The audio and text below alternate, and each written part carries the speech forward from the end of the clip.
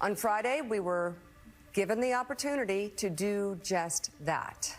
Joe and I went to Mar-a-Lago to meet personally with President-elect Trump.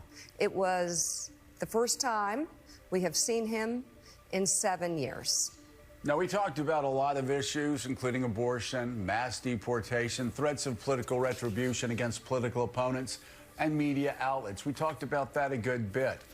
And it's going to come as no surprise to anybody who watches this show, has watched it over the past year or over the past decade, that we didn't see eye to eye on a lot of issues, and we told him so.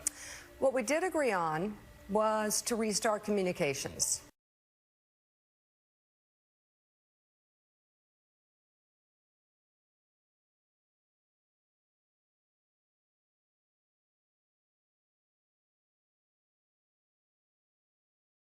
Now to the lunatic race-baiting network of MSNBC, which has seen its primetime audience plummet by around 50%.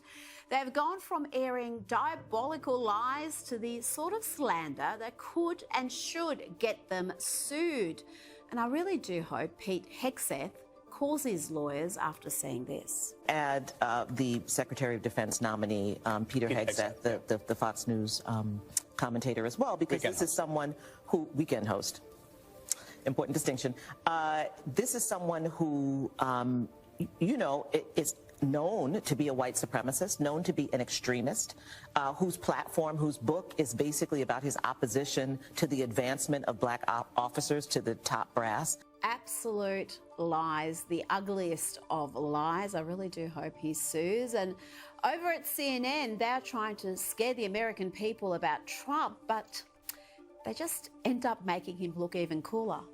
And it really looks like ancient Rome here. This is sort of the conquering Republican Caesar who's going into the Colosseum and everyone's cheering, and he's got his political gladiators with him. That appearance isn't just about him enjoying the applause. He's sending a message to the Senate. For sure. Like, not only are you entertained, but these are my people, and are you willing to fight? Because here's who I have. And are any of us surprised by this? I feel like for anybody who has been covering Trump's campaign or his movement the past few years, these picks, sure, they're raising eyebrows, to say the least, but a familiar character. Yes, exactly. They've been with him at all these rallies. They've played a key role in where he's at now. She's 100% right. You know, these picks may have surprised a few people, but they're backed 100% by just about every Trump voter because they knew this was coming. These are the people he's had around him. What a tangled web we weave when first we practice to deceive. Democrats are delusional, especially the ones in public office. And one of the many symptoms of their delusions is paranoia, which is defined as an unjustified suspicion and mistrust of other people or their actions. Take, for example, Democrat Congressman Dan Goldman from New York, who is so paranoid that Donald Trump joked about running again in 2028 that he's introducing a resolution and wasting Congress's time and our tax dollars trying to get them to pass it because he's so worried that the Constitution isn't clear enough. Today, Trump made his first visit to the House since winning the election and floated the idea of a third term, telling congressional Republicans, I suspect I won't be running again unless you say he's so good, we've got to figure something else out. Of course, he would be 82 years old and constitutionally barred. Of course, it was a joke, you moron. Republicans said he was joking, but we all know how Donald Trump jokes on the square. And so one congressional Democrat isn't taking any chances. Congressman Dan Goldman of New York plans to introduce a resolution clarifying the Constitution's two-term limit for presidents applies even if the terms are not consecutive. Well, let me ask about this resolution. Isn't that already clear? Like, don't we already know that? Yeah. Yes, normal people do. It is very clear, which is why it should be very easy for every single Republican member of Congress to vote in favor of this resolution. But Donald Trump, as you point out, Chris, has joked, quote unquote, about many different things. The same thing has been happening. He has mentioned this over and over and over again for years now. And his jokes are not jokes. Nobody takes them as jokes. They are trial balloons. They are very intentionally designed to soften the response and then to normalize his unconstitutional and anti-democratic goals. You would assume that a member of Congress would actually know better, but no. Not only is he worried about it, He's introducing a resolution and wasting Congress's time in order to stop him. Knowing all that we know about Donald Trump, his vulgarity and venality, his 34 felony counts and adjudicated sexual abuse of E. Jean Carroll, and so many other women he preyed on, his buddy-buddy relationship with Jeffrey Epstein, his theft of classified documents, his fealty to Vladimir Putin, and that attempted coup. Despite all of that, a majority of American voters actively chose him over her. Women all over this country know what it feels like to be the far more qualified woman who loses the job to mediocre or underqualified men. Yes, it was the voters who got it wrong. How quick these journalists go from defending democracy to dismissing it altogether. And now that Trump is doing what he promised and what voters elected him to do, the US media is not very happy. I have to turn to some breaking news, though. Sources tell NBC News that the president-elect, Donald Trump, is expected to pick Robert F. Kennedy Jr. to be the Secretary of Health and Human Services. Trump had previously promised RFK a, quote, big role after RFK abandoned his independent bid for president and endorsed Donald Trump. The New York Times describes him like this, as a, quote, environmental lawyer who has no medical or public health degrees and has promoted anti-vaccine conspiracies for years, end quote. Well, luckily over at MSNBC, they had a real-life doctor in the studio to share her reaction. Oh my God. I mean, those of us who have spent our lifetime, kind of decades working in and around in HHS, I'm not kidding, Nicole, my texts are flying off the chain, both Democrats and Republicans saying, this can't be real. Someone must have gotten this wrong. This can't be possible. And now the second underlying chain, there's some silver linings. The second thought I had is, he can't get confirmed, can he? But I'm just listening to you talk about the DNI and all these other roles that require some sort of White House or confirmation or some combination. And here we are. It is really hard to believe. There are career staff texting me saying this was just the push they needed to try to get out. They were already on the fence and worried. James, it makes them look uninformed because Trump has said repeatedly, I'm going to put him in charge of health. Mainstream media like MSNBC and CNN are hemorrhaging viewers and destroying their businesses as people turn their backs on the outlets in record numbers following Trump's landslide victory. MSNBC's most prominent hosts all saw a collapse in ratings. MSNBC's most prominent hosts all saw a collapse in their numbers, according to Nielsen ratings. Joy Reid down 54.6%.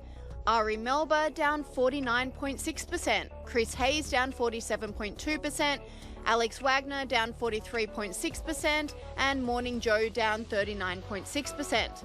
Commentator Kevin Possebic from conservative news outlet Human Events confirmed this, saying MSNBC is collapsing. We're putting together the numbers right now because I've been looking at the ratings. Do you have the ratings?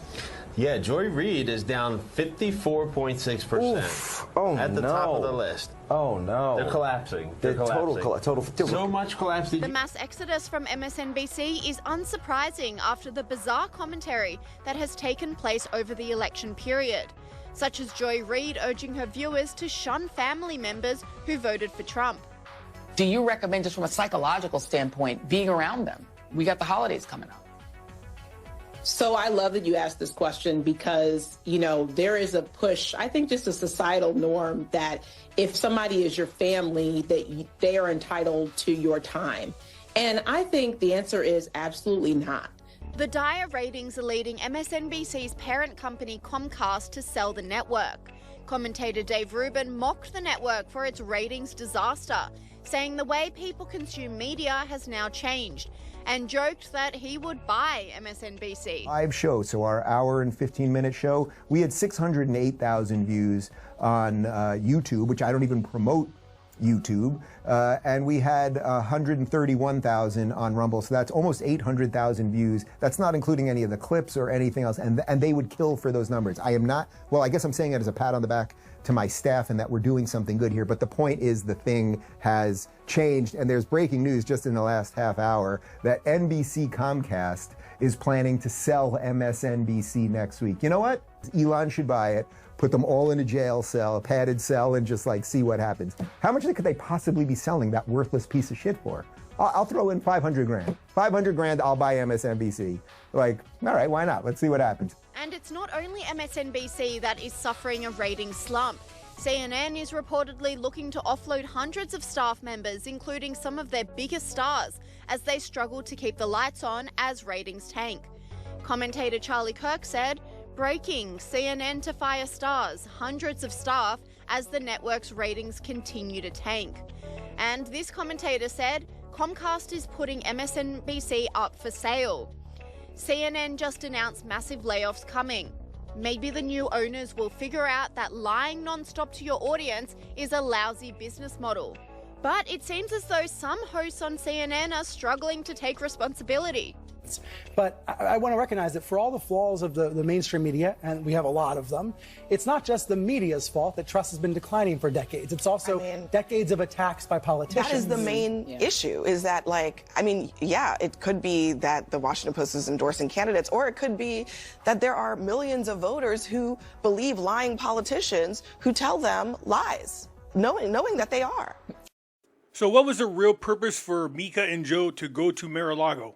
With all of the media losing the number of viewers, it is tragic for them. These companies are going broke, and rightfully so. And they have lost the respect of the public. Nobody trusts them anymore.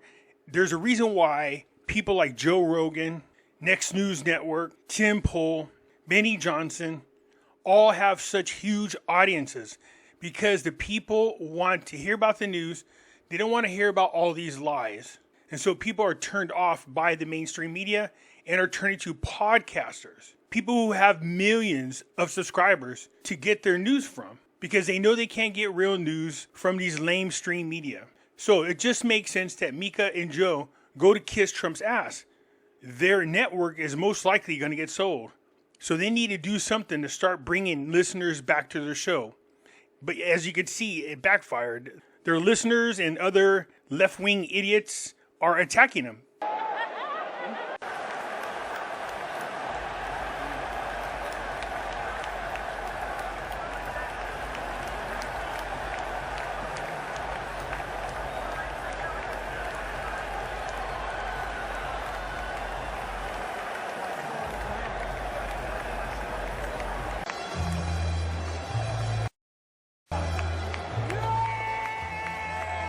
He gave Trump his championship belt.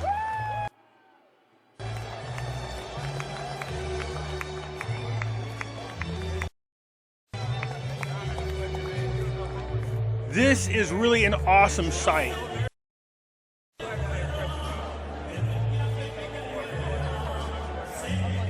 Yeah, the media keeps claiming that Trump's such a racist. That's why he has so much support from the black community. He set records during the election. We just saw the greatest MMA fighter ever come over, shake Trump's hand, give him his championship belt. It was an awesome sight to see. He even did the Trump dance after his victory. Did you see him up there doing the Trump dance?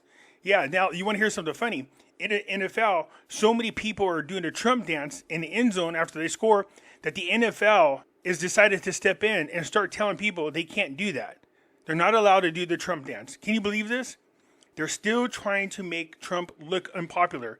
Because if people keep seeing others do the Trump dance, it's going to show that a lot of people actually support Trump. They don't actually hate him. And we can't have that now, can we? Anyways, that's the issue with media. They're losing so much support that they're starting to do desperate things. And goodbye to all of them. As far as I'm concerned, we need real media there covering real news, whether good or bad. Just cover the news. People don't want to hear you bitch all day and make false accusations about President Trump. Report on Trump. That's fine. But tell the truth, good or bad. Anyways, that's it for now. I look forward to hearing what you have to say. I'm out.